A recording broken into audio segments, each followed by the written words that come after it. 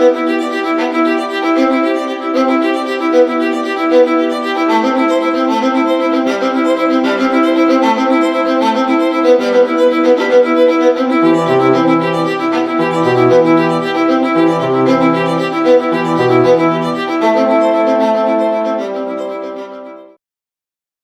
and welcome to Ladder Profiles. I'm Brian Howard in Kansas City, and joining me today is Porter Ellett. Porter, welcome. It's good to be here. Porter is an assistant coach for the Kansas City Chiefs. He's been here for about 8 years, is that right? Yep. And man, being successful. Comes from the town of Loa, Utah, which you'll find a little bit more about that if you don't know where it is. You're not alone, but now that you've been from there, then it's getting more of a name for itself. It's great to meet you.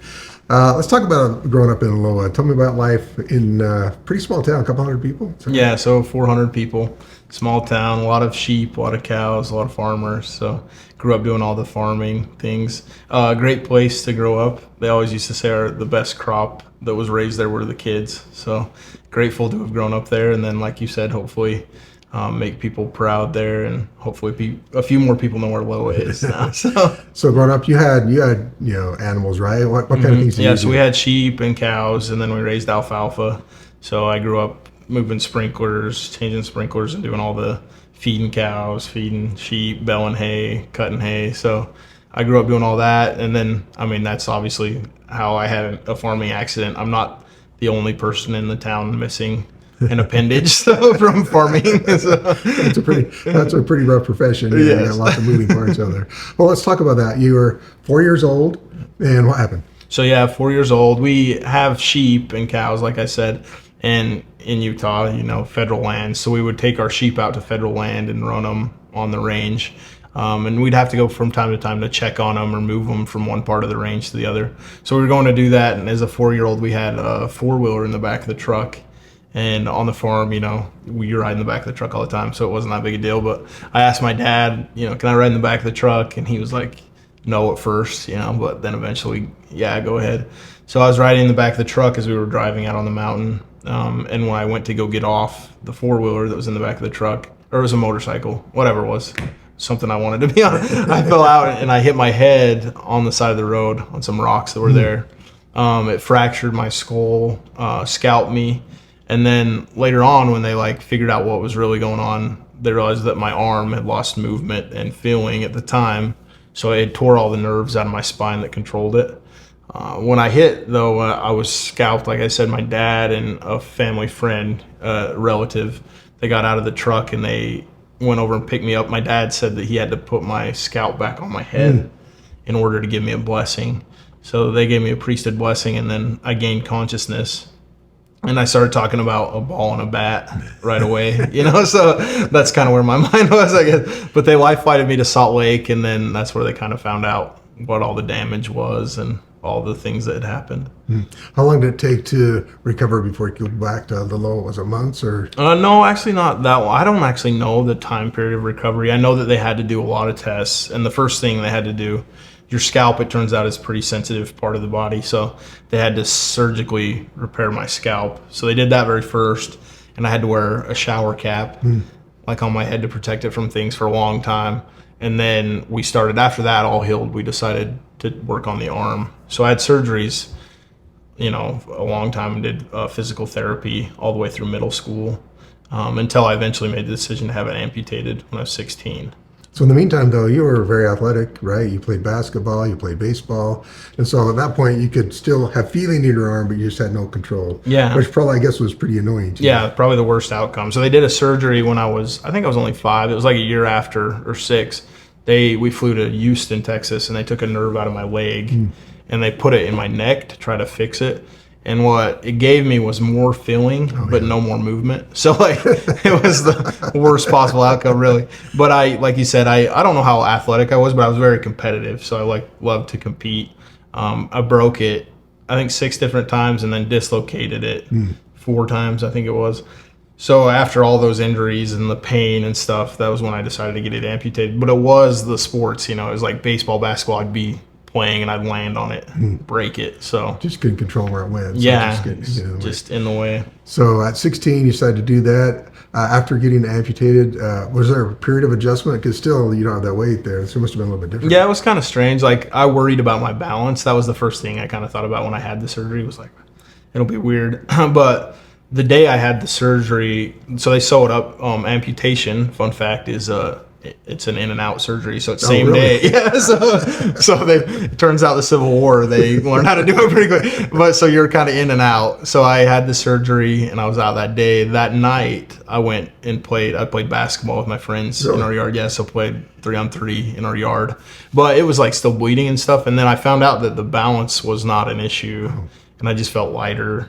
Like, it was kind of one of those things where I was like, I wish maybe I would have done it a little earlier, but you don't know. Yeah. And then my parents, they didn't want to push it, so they just let me decide. Yeah, that's a tough decision to belong. So you've always been interested in sports. You went on a mission to California. What was that experience like for you? Yeah, so it was awesome. I served in Los Angeles, and it was very different than Loa, Utah, right? But also like very beautiful in its own way. But I remember, there were challenges to a mission. Like, a mission's not easy. But the farm, I felt like, had prepared me for that. Like, I grew up doing a lot of work, hard work. And then to pay for my mission, I'd raised calves. So I had bottle-fed calves, raised them, and then sold them to make money for my mission. And whenever things got hard on the mission, I would think about, I could be feeding calves. So things got easy pretty quick. So I learned to enjoy being a missionary and it helped, like my last day when I went into the MTC, I remember thinking like, oh, well, my dad, he might give me the day off, because it's my last day here. And I didn't get the day off. So I was up early and I went and fed calves, and it was probably the worst day of feeding calves I'd ever had. So I remember like that morning being like, I'm never going to complain about my mission. So anytime something had happened out there, I'd be like, oh, well, at least I'm not back home feeding calves. That was the blessing, right? It's like, it's a horrible day, but now at least I'm not doing that. Yes. I heard you talk about your parents. It's tough love. It reminded me of talk by Brad Wilcox. The Lord loves us the way we are, but He loves us too much to leave us that way, right? Mm-hmm. So similar with your parents. Might have seemed like tough love. Kind of go figure it out, but that's kind of the way they did things, right? Yeah, and I love my parents for that. But it was like you're saying. I think tough love is a great description. Like my father, even before that, I spent a lot of time on the tractor in the spring. It's dusty and you're trying to prepare the land. And there's a time where he put me in the tractor and he just said like, all right, okay, this field's yours. Like, you're going to go do it. So I'll let you know when you're done. Like, you finish the job, I'll come get you. So I'd been on the tractor all day and I hadn't eaten, like I hadn't had anything to drink or anything. And I remember just thinking about how much I hated it. And my dad came to me and finally like stopped. And I remember I complained to him. I was like, hey Dad, like I hate this. This is awful. And he gave me a Powerade. He brought me a Powerade. So I was like, all right, thanks, drinking the Powerade. And then I, hate this. This is awful. And I remember I thought he was going to be like, well, that's all right. Come on, we'll finish later. And he was like, well, that's good. Go to college, get a job, and don't come back to the farm. And then he like shut the door on me. And I was like, fair, So, but it's funny because you spend all your life like thinking, oh, well, I'll go out into the world and do something. And then once you're out in the world doing stuff, you think about the farm a lot. So I'm grateful for that. Lots of lessons learned. Yes. You got back to your mission. Did you head to BYU right after that? Yeah, I did. So I ended up 4 weeks before my mission was like, the time was supposed to conclude. I started at BYU because I thought that was best. Prayed about it, felt like I didn't want to go home and sit around for a semester. I wanted to go straight into school. So I got home. I started school at BYU, I think 6 days after I got home. Yeah. So jumped right into it. Yeah, I'm like an idle mind's not good for me. So could have gone back and fed the calves. That's true. Yeah, I'd rather be in school. So I know a story. New Era done a story about you, and then you were that was part of meeting your wife, right? Yeah. How'd that work out? Yeah, it was kind of a miracle. So my wife, Carly, she's from California. She was a student at BYU too. Her grandpa and my aunt worked together. And we were both into sports. Carly's a great athlete. She was, great at basketball, and I played basketball. And my aunt and her grandpa would often brag to each other, like, my granddaughter did this, well, my nephew did this, So, and as time went on, I actually wasn't going to go to BYU. and this is kind of a secret. I don't know if BYU wants to know this, but I didn't apply to BYU. My mother applied to BYU. So I don't think you're the yeah, I'm only not one. supposed to do. Yeah, you're right. I might not be alone. But so I ended up at BYU, and my aunt told her grandpa, like, hey, my nephew's going to BYU. She should look him up. So one night, Carly used to go to her grandpa's house, and they would always eat popcorn and watch SportsCenter together. And one of the nights that they were doing that, he disappeared for like 20 minutes. Carly was like, what is going on? And she went downstairs, and he was, they're of the era where like they weren't quite sure the internet was really going to work. Yeah. So like if it crashed, they wanted to have hard copies of every church magazine. So he was downstairs going through them, and Carly went down there and was like, I don't want any part of this. So she like left, and he eventually brought up the New Era with me on the cover, and was like, hey, this boy's at BYU. Like, you should look him up. And Carly was like, Dad, Grandpa, there's 30,000 kids at BYU. Like, I'm not going to find this kid. And then it was like a week later, I had been home from my mission for over a month, but I had gone home every weekend to speak at different churches, different wards in our stake. And finally, I was up there, and I'd received a calling to be like the fast offering collector. And I knocked on their door, and I was like trying to find out if they if they needed me to turn them in. And I was leaning up against the wall, and she was watching SportsCenter.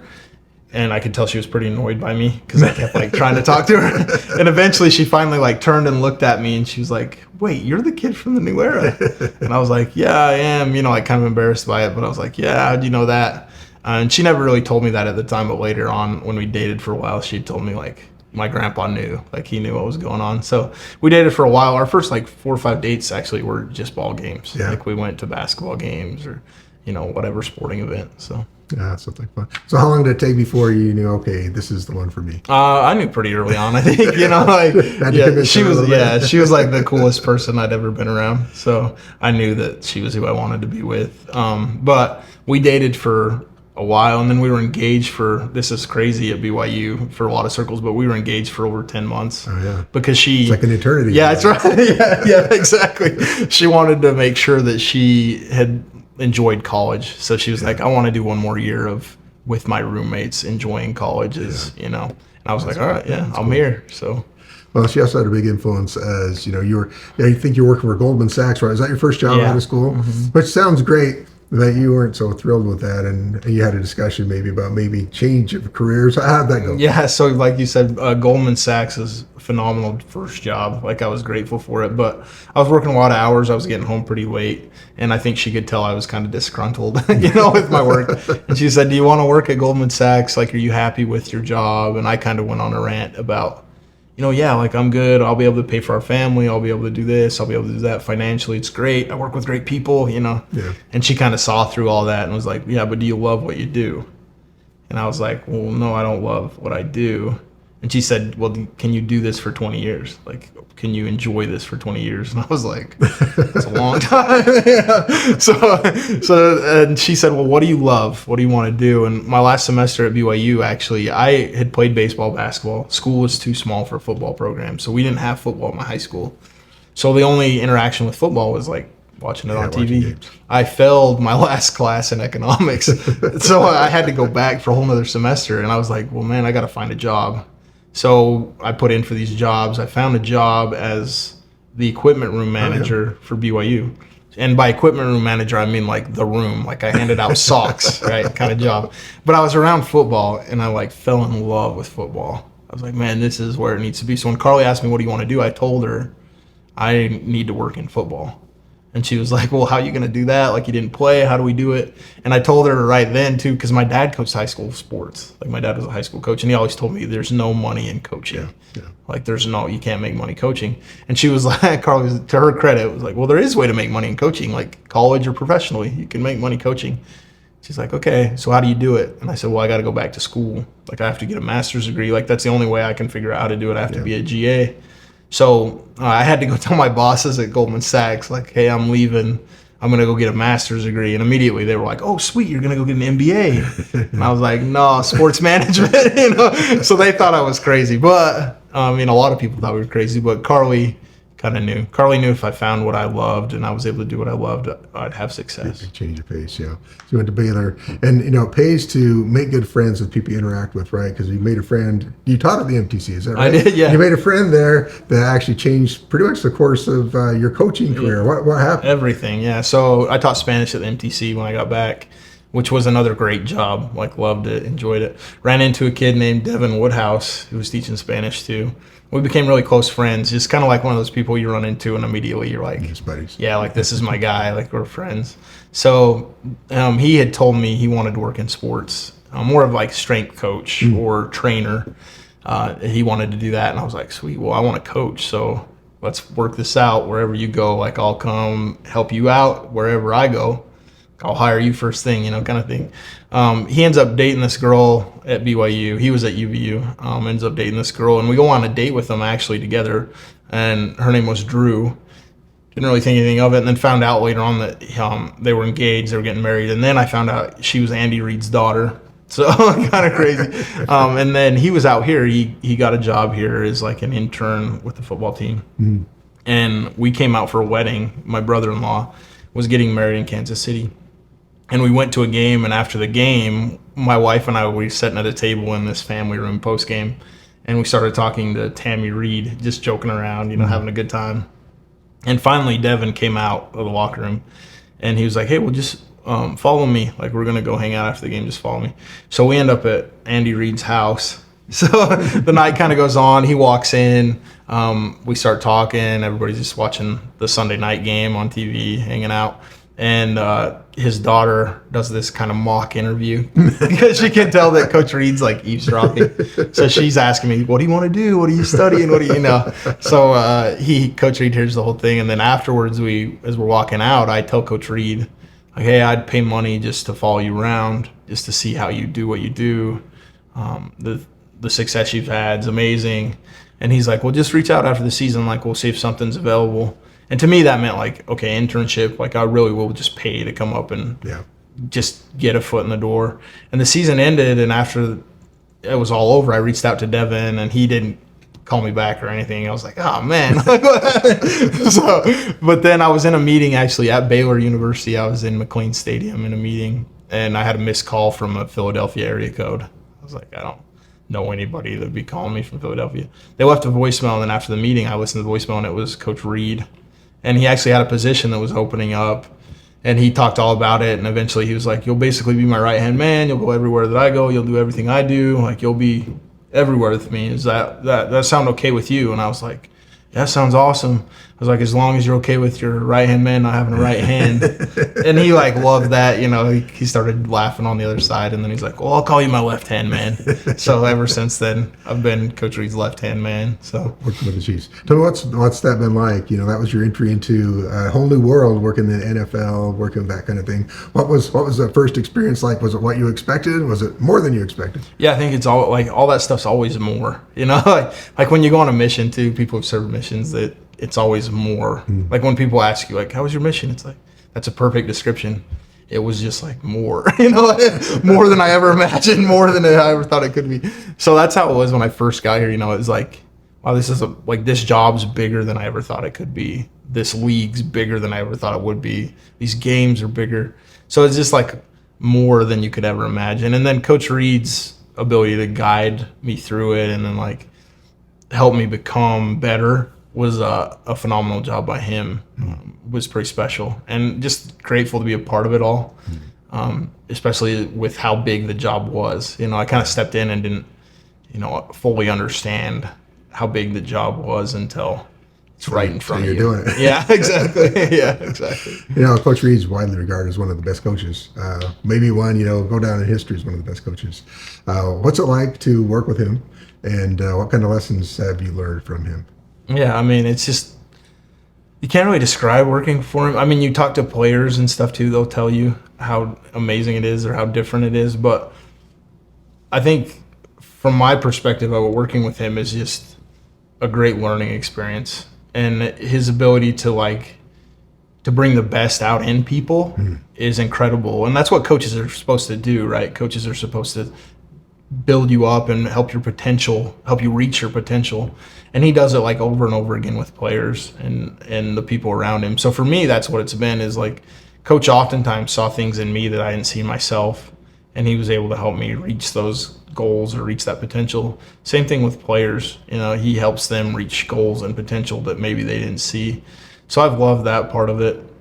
And then I've also loved just the interactions that you have because of that, with players and the success that we've had here, more so because you get to see Coach Reed celebrate, and Coach Reed celebrated, and along with the players. That's probably been the funnest part of the whole experience for me, is seeing the celebration amongst players and coaches. Yeah, for most of us, we get stars in our eyes. We see like a Patrick Mahomes, like, but you get to play catch with him. Yes. What's that like? I mean, Patrick's just so normal. To me, I get it that he's like this superstar and he's out of this world popular. But to me, I got hired the same time he did, essentially, right? Like my very first job Coach Reed gave me, my very first day actually was Super Bowl Sunday when Atlanta got beat in a comeback by the Patriots. So that was my very first day of work. And then my very first real football assignment was to watch this kid from Texas Tech, watch his tape and then break it down for coach and make cut-ups. And coach was like, there's this kid down at Texas Tech, like we're kind of trying to keep it quiet so don't tell everybody we're watching him. And I was like, yeah, Pat Mahomes. And he's like, how do you know Pat Mahomes? Because they were trying to keep it a secret. And I was like, well, I just came from Baylor, and he threw for like 500 yards every time he played us. So I know who Pat Mahomes is. So, but to be able to do that and then see him come in as a rookie, and he had the same like wide eyes I did, like this is the NFL, this is crazy. And then just to be together for the whole experience and to see him become a superstar has been pretty awesome for me to be a part of. But to me, like, he's still just the same old guy. And now he's a dad. He's got 2 kids. I'm a dad. I got 3. He's got his 3rd on the way. So, like, just to see him become who he is, like, he's still just, Pat to me. Yeah. But it's been an awesome ride, an awesome thing to be a part of. Yeah. Tell me a little bit behind the scenes, because there's so many moving parts when it comes to an NFL team and franchise. What's a day in life like for you and the things that you do? Yeah, so I mean, early in the mornings, late at night, so you're burning the candle at both ends, kind of thing. But for me, a lot of my job is preparing us for the opponents, as far as film breakdown, scouting reports, having teaching documents ready for the players so they can learn what they need to learn to be prepared. And that is basically 2 full-time jobs. So you're doing everything. And then once practice does finally start, helping the running backs. I'm assistant running backs coach, so helping them implement the plan. Like, this is what it's going to take to beat these guys. This is who they are. This is what we're doing. Let's make sure we know what we're doing and execute the assignment. And then it just repeats itself.